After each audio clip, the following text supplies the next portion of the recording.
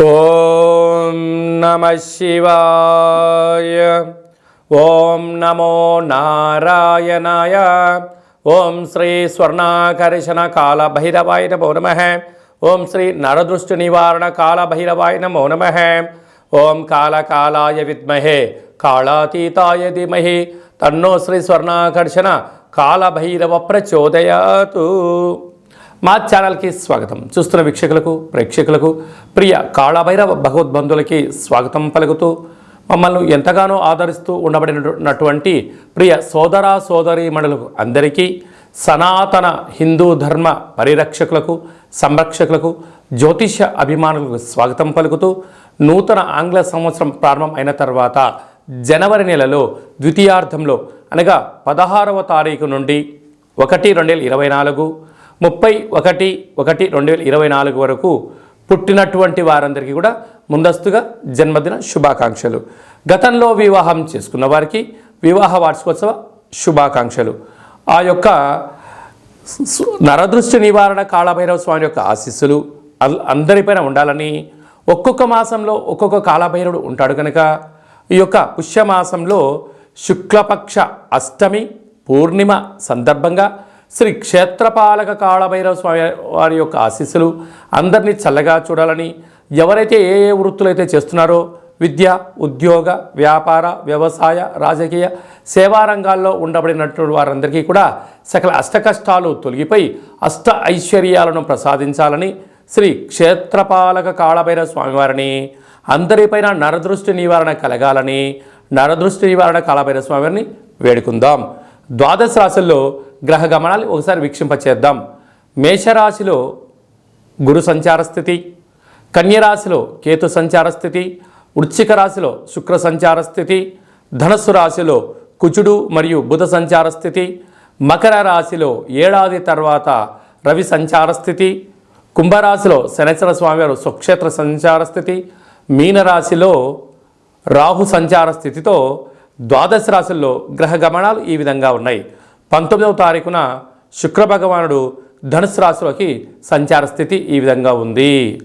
కుంభరాశి వారు ఈ యొక్క పుష్యమీ నక్షత్రం సందర్భంగా, పుష్యమాస సందర్భంగా, గురువారం పునర్వసు పుష్యమీ నక్షత్ర సందర్భంగా గురు పుష్యార్క యోగాన్ని ఎలా పొందాలో ఈ వీడియోలో సవివరంగా సంపూర్ణంగా తెలుసుకుందాం. కుంభరాశిలో ఏ నక్షత్రాలు వస్తాయనగా ధనిష్ఠా నక్షత్రంలోని 3వ పాదం, 4వ పాదం, శతభిష నక్షత్రంలో 4 పాదాలు, పూర్వభాద్ర నక్షత్రంలోని 1, 2, 3 పాదంలో కలిపితే కుంభరాశి. చాలామందికి పుట్టినటువంటి కాల సమయంలో డేటా ఆఫ్ బర్త్లు లేనటువంటి కారణం చేత పేరు యొక్క మొదటి అక్షరాన్ని అనుసరిస్తూ ఆ రాశిని తెలుసుకునే ప్రయత్నం అవుతుంది. అవి ఏ అక్షరాలు ఒకసారి పరిశీలన చేద్దాం.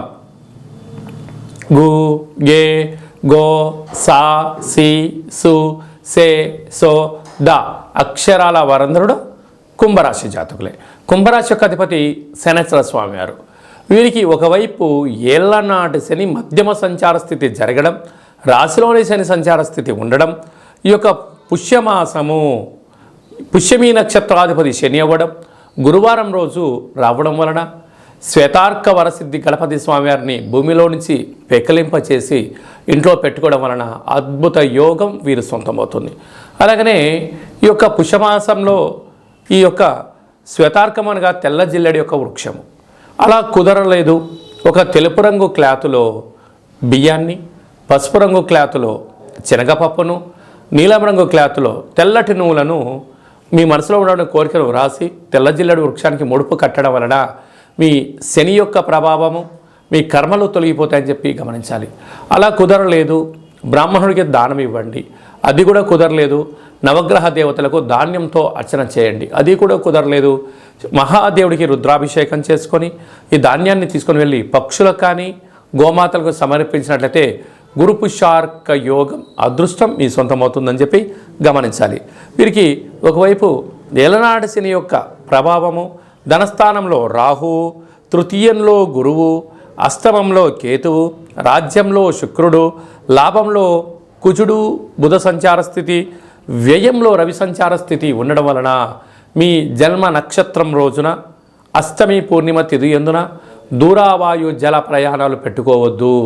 అలాగనే వృత్తులలో, ఉద్యోగాల్లో, వ్యాపారాల్లో తొందరపాటు నిర్ణయాలకు ఇది సరైన సమయం కాదు.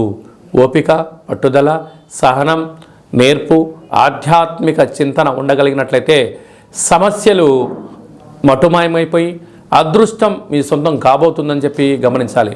కనుకలలో, వృత్తులలో, ఉద్యోగాల్లో, వ్యాపారాల్లో, నీటి వ్యాపారాలు, సాఫ్ట్వేర్, హార్డ్వేర్ ఉద్యోగస్తులకు, నూతన ప్రభుత్వ ఉద్యోగ ప్రయత్నం చేసేటువంటి వారికి ఇది చాలా మంచి కాలము అని చెప్పి గమనించగలగాలి.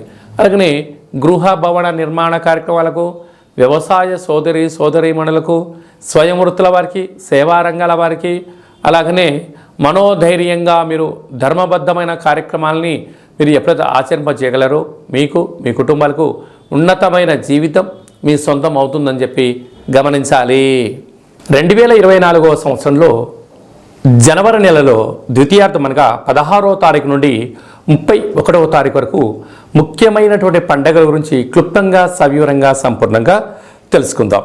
మనకు 18వ తారీఖున శుక్లపక్ష అష్టమి సందర్భంగా శ్రీ క్షేత్రపాలక కాళభైరవ స్వామివారిని, అలాగే 26వ తారీఖున పుష్యమాస పూర్ణిమ, పునర్వసు నక్షత్రము, పుష్యమీ నక్షత్రము రావడం వలన, గురువారం రోజు పుష్యమీ నక్షత్రం రావడం వలన గురు పుష్యార్క యోగము అంటారు. అర్కము అనగా తెల్ల జిల్లేడు యొక్క వృక్షము.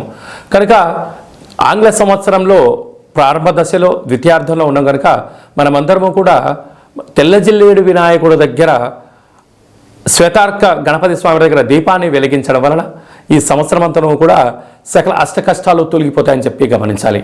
అలాగనే ఈ మనకు 2 గురువారాలు కానీ, పూర్ణిమ రోజు గురువారం రోజు కానీ ఒక పసుపు రంగు క్లాత్లో కానీ, టవల్లో కానీ శనగపప్పును బాగా ఉడకబెట్టి లేక నానబెట్టి అందులో మూట కట్టి ఒక 3 ఒత్తులను ఆముదంలో కానీ, కొబ్బరి నూనెలో కానీ నానబెట్టి ఇంటి యజమానికి, వాహనాలకు, ఫ్యాక్టరీలకు దిష్టి తీసి బయట వేయడం వలన నరదృష్టి, శత్రు ప్రభావాలు తొలగి గురు యోగ్యత కలిగి విద్య, ఉద్యోగ, వివాహ, సంతాన, రాజకీయ, సేవారంగ కార్యక్రమాల్లో, రాజకీయ రంగ కార్యక్రమాల్లో అద్భుతమైన గురు యోగ్యత కారణం చేత మీకు రాజసన్మానం జరుగుతుందని చెప్పి గమనించాలి. మనం ఇంకనూ జనవరి నెలలో ద్వితీయార్థంలో అద్భుతమైన విజయాలు సాధించగలగాలి అన్నట్లయితే ఈ యొక్క పాత్ర కంచు పాత్ర, ఈ యొక్క పాత్రలో మనం 12 రాసులను అచ్చు వేయడం జరుగుతుంది.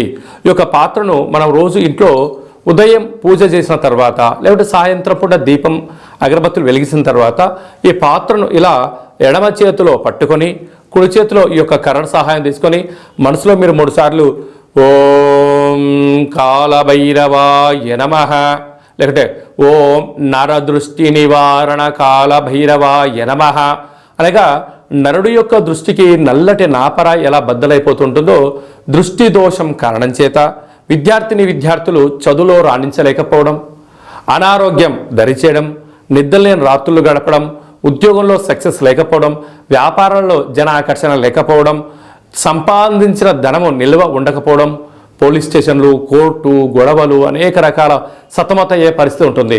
అలాగా మనము ప్రతిరోజు సూర్యోదయం నుంచి సూర్యాస్తమయం వరకు నిత్యము మనం ఏదో పనులు చేస్తూ ఉంటాం. అలాగా వ్యాపారాలు కానీ, నూతన వస్త్రాలు కానీ, బంగారు ఆభరణాలు కానీ, కొత్త కార్లలో తిరిగినప్పుడు అనేక మంది చూపుల యొక్క ప్రభావం మన పైన ఉంటుంది. అలాంటి ప్రభావాన్ని ఏ రోజుకు ఆ రోజు మనం తొలగించుకోగలగాలి అన్నట్లయితే ఈ యొక్క కాళభైరవ స్వామి వారి యొక్క అక్షయ పాత్రను గృహంలో ఉంచుకొని ఇలాగా శబ్దం చేసి ఇలా చిన్నగా మనసులో 3 సార్లు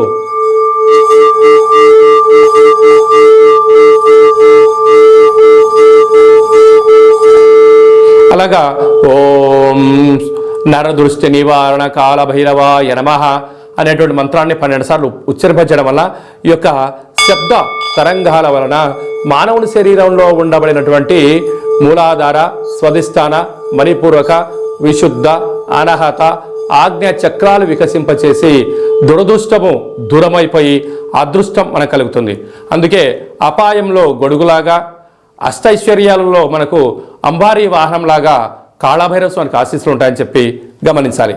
ఇంకను మన వ్యక్తిగత జాతకం తెలుసుకోవాలనుకుంటున్నారా?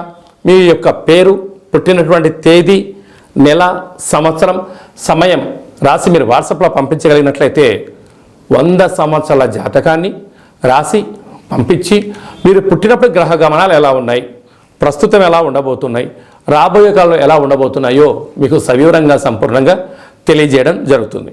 అలాగే డేట్ ఆఫ్ బర్త్ లేనటువంటి వారికి మీ పేరు యొక్క మొదటి అక్షరాన్ని అనుసరిస్తూ హస్త సాముద్రికం ద్వారా అనగా మీ యొక్క చేతి యొక్క రేఖలను పరిస్థితిని బట్టి గవ్వల ద్వారా కాళభైరవ స్వామి యొక్క ఉపాసన బలం చేత భూత భవిష్యత్ వర్తమానాన్ని తెలియజేయడం జరుగుతుంది.